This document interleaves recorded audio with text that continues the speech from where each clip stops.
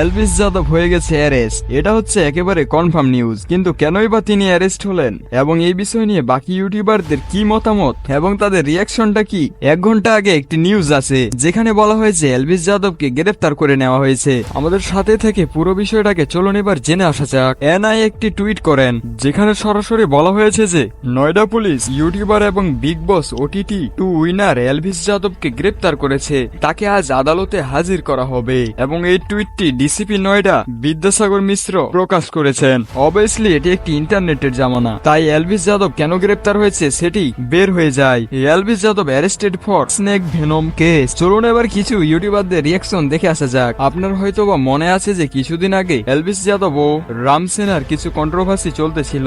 তো এতে রামসেনা রিয়াক্ট করে বলে যে তিনি একটি কান্নার ইমোজি সহ পোস্ট করেন যে she will come out soon because brother has lot of money. তিনি এটি দ্বারা বুঝান যে এলভিস যাদব খুব তাড়াতাড়ি ফিরে আসবেন কারণ তার কাছে অনেক পরিমাণে টাকা আছে। এবং এর সাথে সাথে রাজীব ফিটনেসের কন্ট্রোভার্সি অনুযায়ী রাজীব বলেছেন যে আরে এলভিস যাদব আবার ফেসে গেছেন এবং এলভিস যাদবের জন্য রাজবীর ফিটনেস পূজা পাঠ করার কথা বলেছেন এবং আরো বলেছেন যে তার এখন খারাপ সময় যাচ্ছে। তারপর সাইমন সেক্স ইনস্টাগ্রামে একটি পোস্ট করেন যেখানে তিনি লিখেছিলেন যে ওয়ার্ক ডান। এটা লেখার কারণ হচ্ছে যে এলভিস যাদব একসময় ওয়ার্ক ডান হিসেবে পোস্ট করেছিলেন। এরপরে সবাই ইনস্টাগ্রামে ট্যাগ করতে থাকে যে পুট এলভিস বিহাইন্ড বার্স এবং আপনাদেরকেও জানিয়ে দিই যে এলভিস যাদবের নামে অফিসিয়াল স্টেটমেন্ট চলে এসেছে এবং এটি আপনারা এই ভিডিওর মাধ্যমে শুনতেই পাচ্ছেন।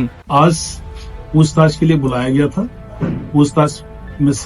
पूछताछ के दौरान पर्याप्त साक्ष्य पाए जाने पर एलविस यादव को माननीय न्यायालय के समक्ष प्रस्तुत किया जा रहा है। क्या रिमांड पर लिया जा सकता है? इस संबंध में विवेचनात्मक कार्रवाई प्रचलित रहेगी।